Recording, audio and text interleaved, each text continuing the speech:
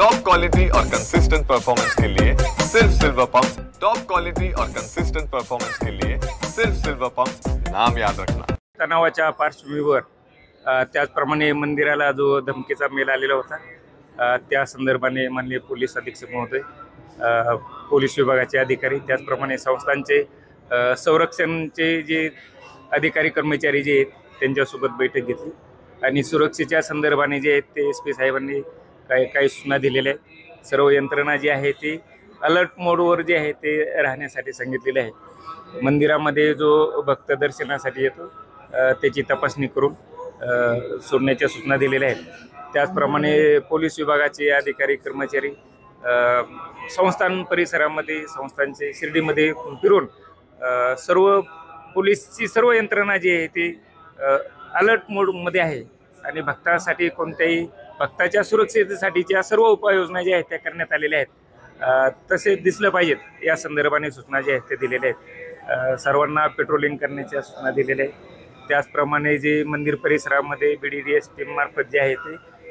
नियमितपणे तपासणी करण्यासाठी सूचना दिलेल्या आहेत। साई भक्तांसाठी काय सूचना आहेत, काय आव्हान तुम्ही कराल?